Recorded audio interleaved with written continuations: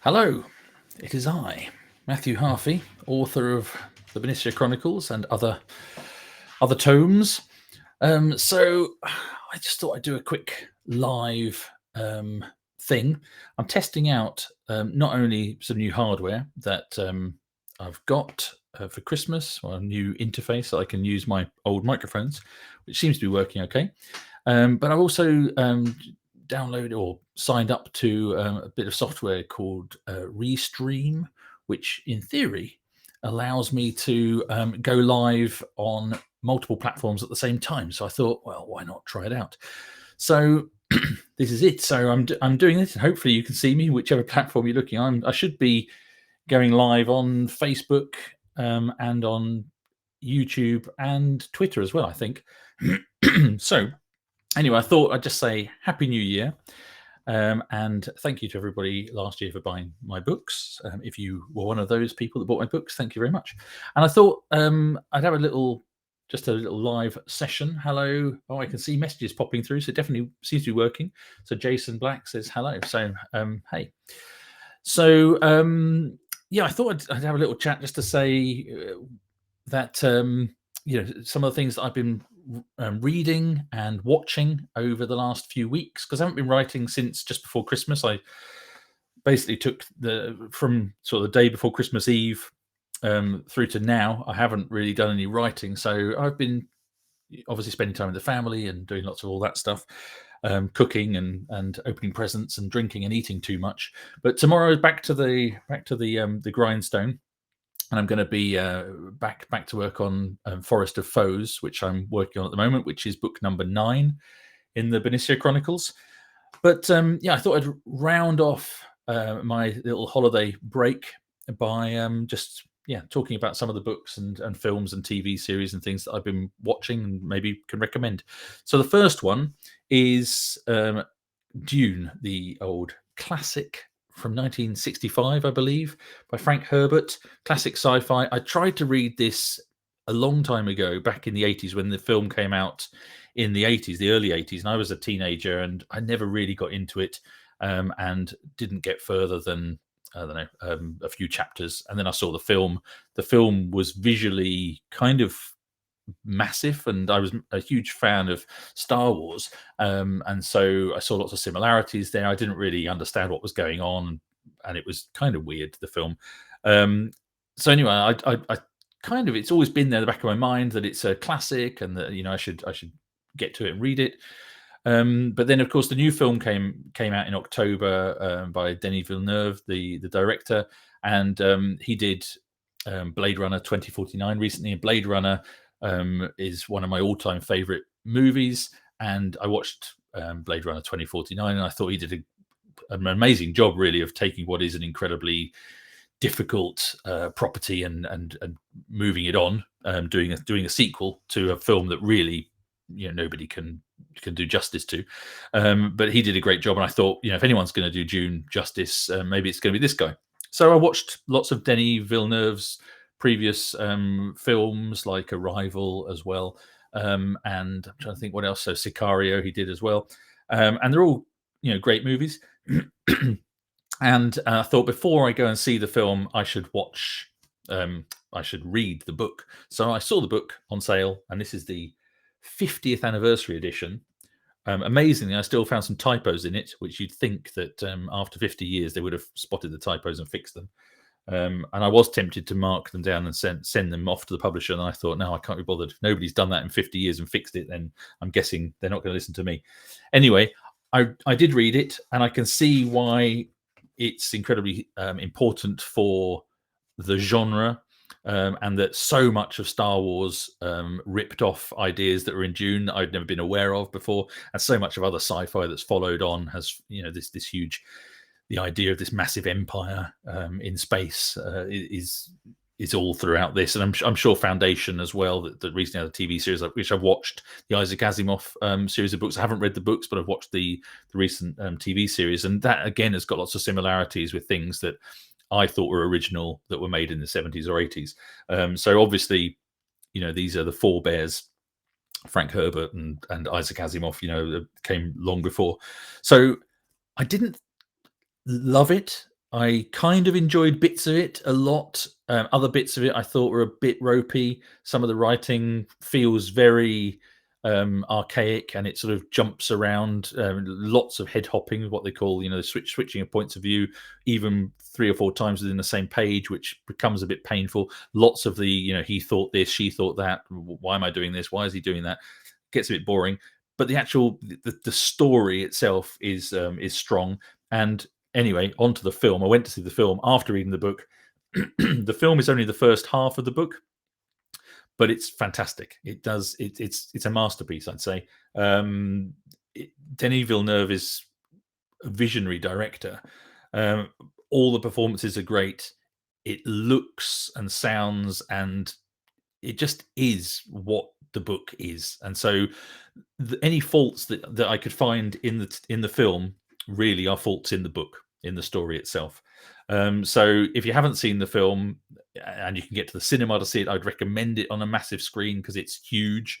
If you can't see it on a big screen, it's now out to stream on different platforms. So you can get it on Amazon Prime or other streaming platforms. You can buy it and watch it, or buy the Blu-ray or something. And it's, if you've got a massive TV and a good sound system, put it up to 10 and be prepared to be blown away. It's not action packed. It's slow at times, but it goes by quickly, and it's a fantastic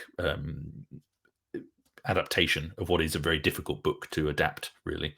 So that's Dune. So book, I'd say, definitely worth a read. The film, fantastic. If you want to really get into it, read the book first. So that's the first one. What else have I got? I've got a list here that I've made of things so I don't forget stuff. Well, most recently, I'll tell you, I just finished it today, actually, so I'll go straight onto this one.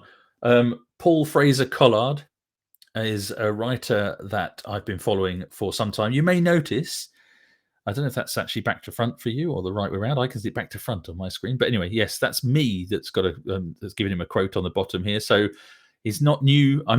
He's not new to me. I've read his other books. This is the 10th book in the series, and as I gave him a quote, you can imagine I really enjoy the books. Nobody writing today depicts the chaos, terror, and brutality of war better, said a certain Matthew Harvey. And I've got another comment inside which says, bullets fly, emotions run high, and treachery abounds. Exceptionally entertaining historical action adventure. He's got comments by Anthony Riches as well, and he's great. They're great books following a character called Jack Lark. And Jack Lark is a fighter. He's a soldier. In the first book, which is The Scarlet Thief, he's a soldier that basically steals an officer's identity in the Crimean War. And from there, each book follows Jack Lark's adventures in a different place, but in this historical setting. So it's great. And one of the things that I'm amazed about is that Paul has managed to research different locations and events in different places. So in this point, he's in Africa. You can see, I think there's a pyramid you can see here. He's in Egypt. He's going down the Nile as part of an expedition. It's all based on historical fact. In previous books, he's been in Abyssinia. He's been in the, as I said, the battle in the Crimean. He's been in India, and he's been to the States, and he gets involved in the Civil War in the States.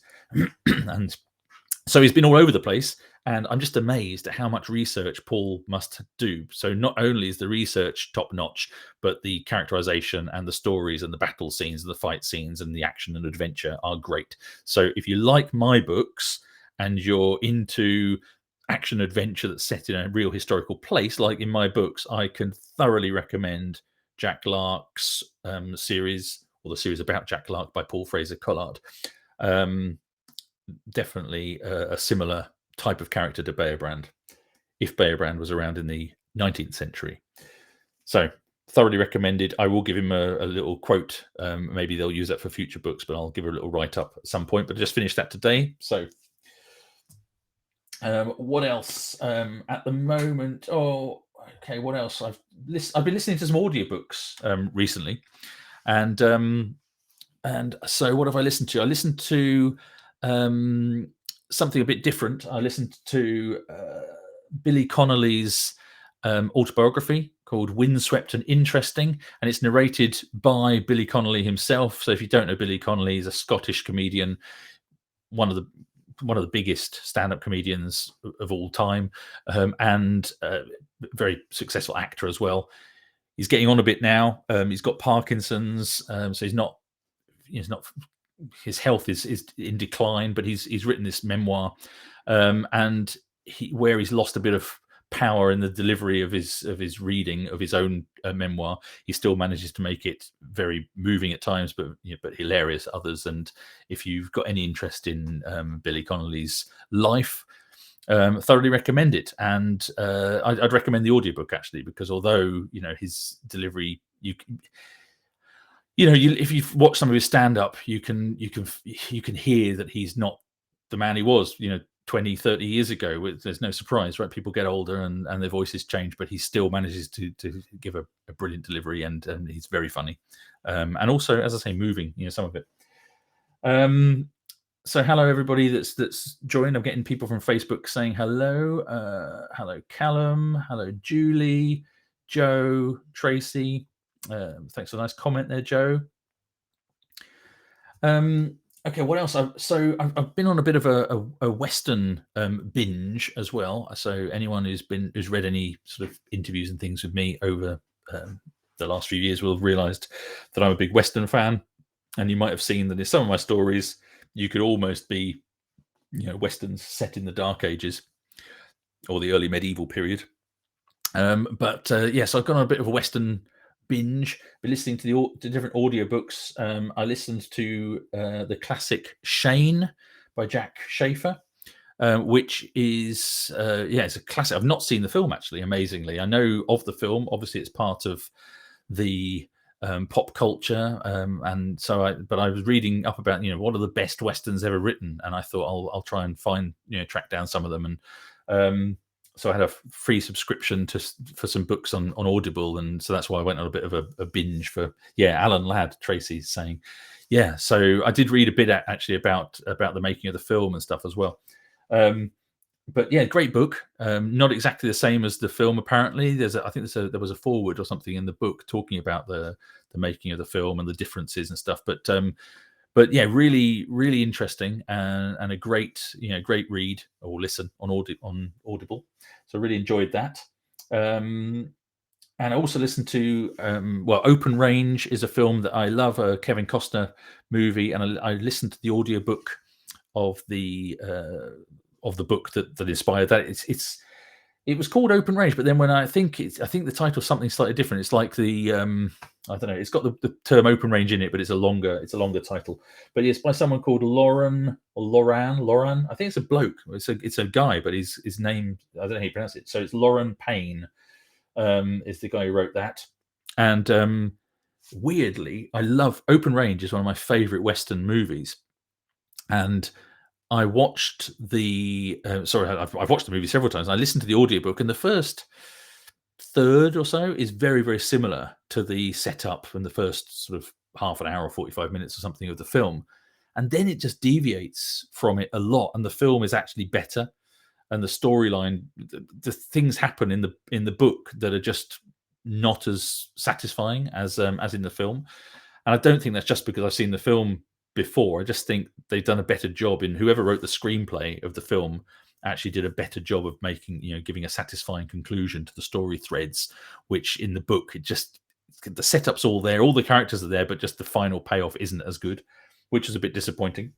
I also listened to the audiobook of The Quick and the Dead, which is a Louis L'Amour classic. So Louis L'Amour is a writer who's written, he's been dead for a long time now, but he wrote many, dozens and dozens of Westerns back in the 50s and 60s and 70s and 80s.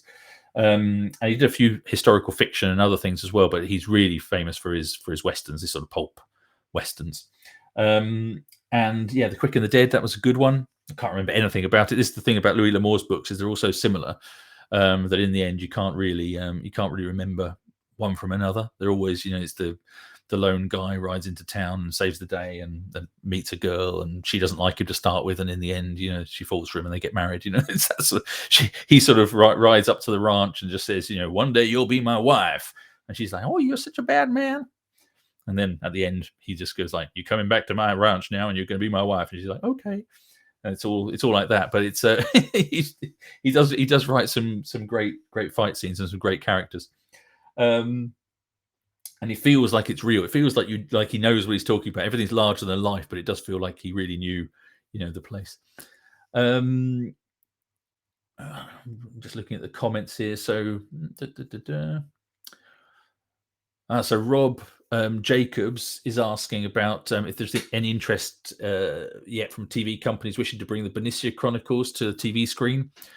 Well, the short answer is no. The longer answer is we've been talking to different people.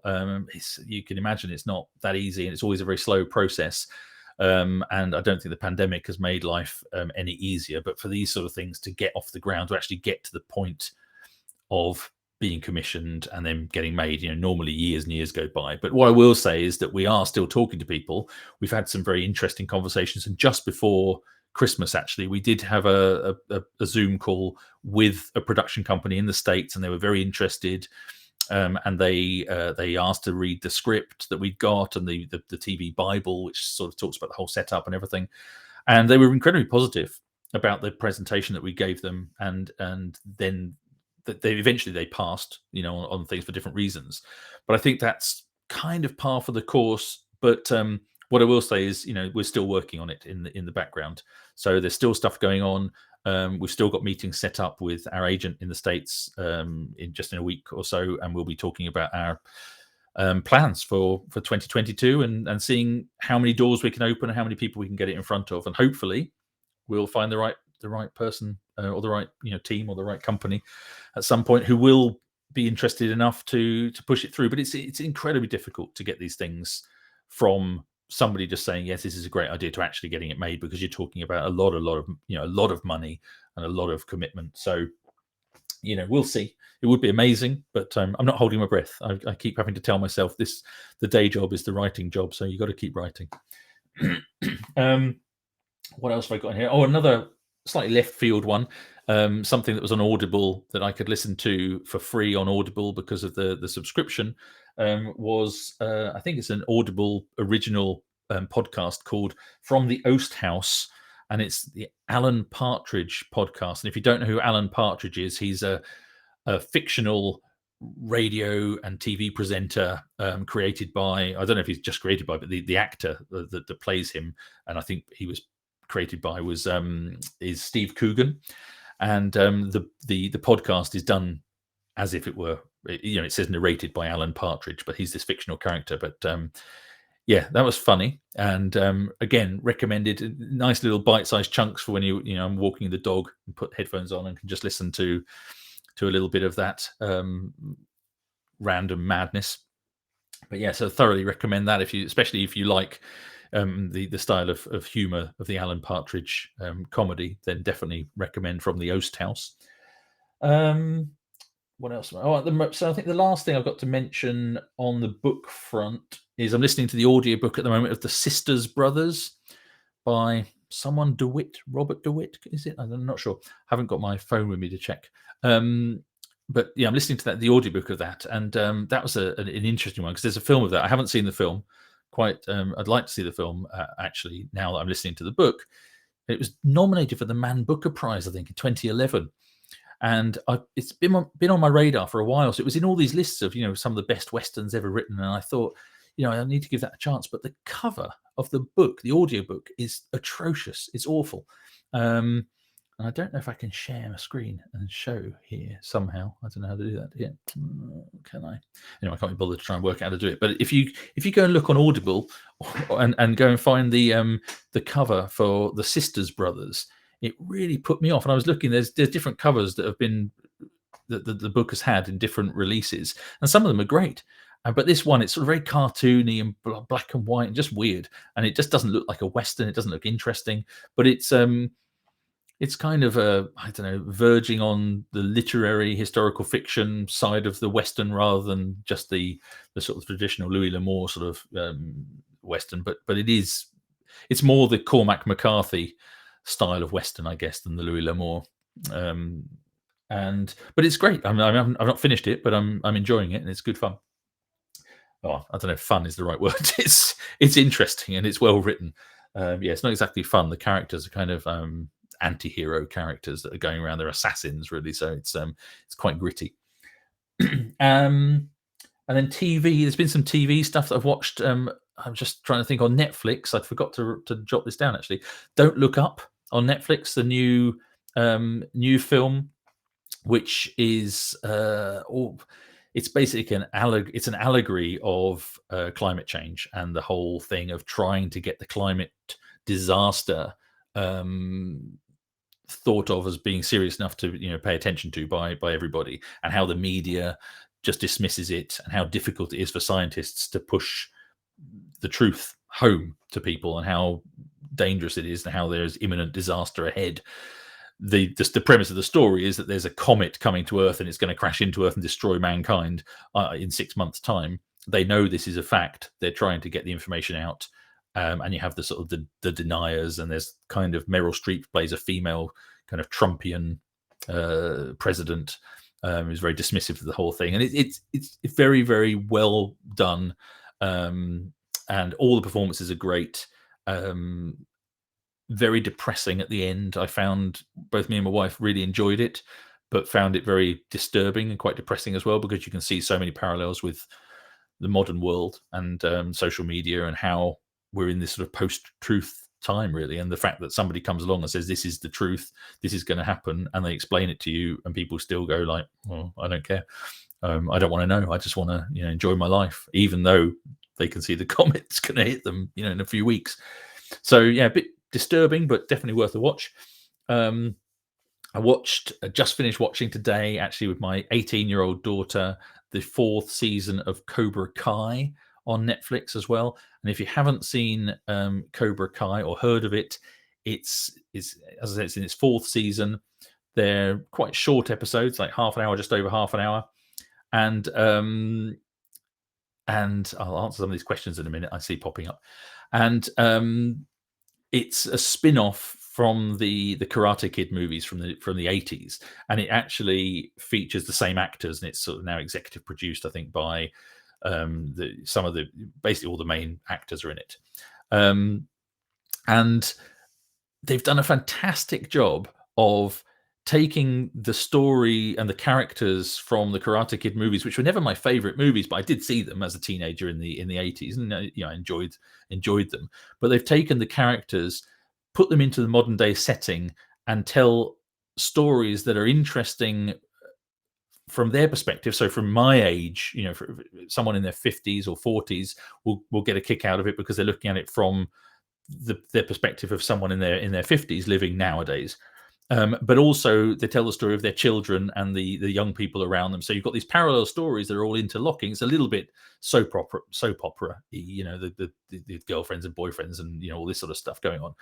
But they've done such a good job of making it a series that's entertaining for my generation and also for my daughter's generation. So she's interested enough to sit down and watch 4 seasons with me. She won't sit down and watch much TV with me. She'll watch TV all day long and play on the computer and do everything, but she doesn't want to watch stuff with me and my wife.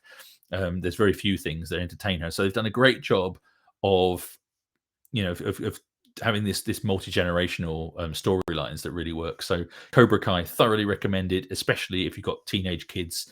And if you're at all interested in the Karate Kid movies, you'll get a real kick out of it. I guarantee that if you go and watch season 1, you watch the first 2 or 3 episodes, and you'll know if you're going to like the thing, because it sort of carries on as it as it starts. But you'll know, I think, in that first episode whether you're going to like it. But I really enjoy it, and it looks like there's going to be a season 5, so that's good news as well.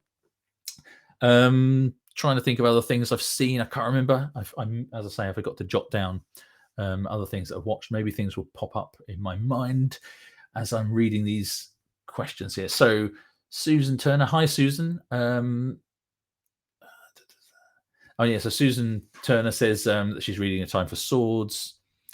and having fun finding the references to other genres. So I was a little bit more um, o- a bit obvious with some of my TV and pop culture references in A Time for Swords. Some people didn't like that. Some people did. I think if you go back and look through all of my books, you'll find references to popular songs and films and quotes from films and things. It's something I've always done, but maybe I went a little bit over the top with it in A Time for Swords. I don't know. But perhaps that was because the whole thing was kind of inspired from the Magnificent Seven and Seven Samurai.